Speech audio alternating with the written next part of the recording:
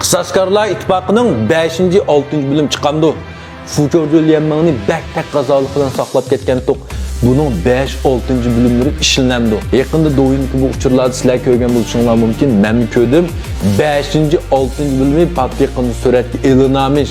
Bununla biz yaqtırgan Gang Teşa Polat Palvan qaytib kelamiz. Yani unudun surat Polat Yürek qaytib kelamiz. Yaman hoş olduğum bunu hem de yakında çettel taraflarının haberi çıktı. Ben bu doyundu kördüm. Fujojo Lianmengning 5-ci 6-cı bölümünün işlendiğanlığı bununki vaqalikning xuddi 3-cü 4-cü bölümge o'xshab ketadiganligi yeni 5-cü bölümde Qısaskarlar İttifaqidagi palvonlar asli hozir parchalanib ketdi-ku, u yer bu yerda yuridi.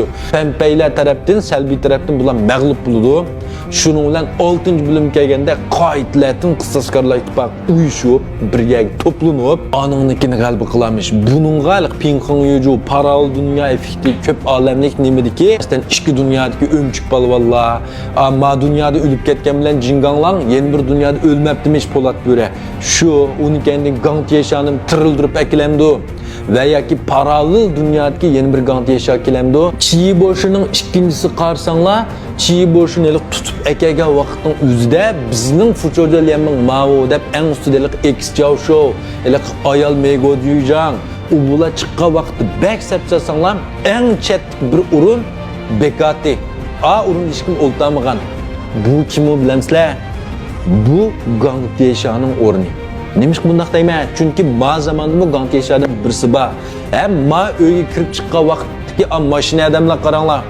Gang Teşa'nın eliq mashina adamlar şu nimde vatida qarsanlar o'chuan andaq dedi, mandaq dedi. Demek paralel dünyada o'chuanni yasayanmay qo'yishib boshqani yasab qo'ygan mag'lub bo'lgan. Ma dünyada o'chuanni muvaffaqiyatli yasığa o'xshaydi buchu. Yine bu 6-cı bölümde TV'dagi kartonun yardımıyla paralel dünyadaki ömçük palvan, G'aliti doktor, Chumyul palvan, Pima doktor, Ayali, yani eksternjon palvanlardaki Boran qiz, Jinganglang, Polat Böre qatarlıqlar yig'ilib, yengdim bir Qısaskarlar İttifaqi tashkillanib, Pampaylarni 6-cı bölümde muvaffaqiyatli g'alaba qilib yo'qotamiz.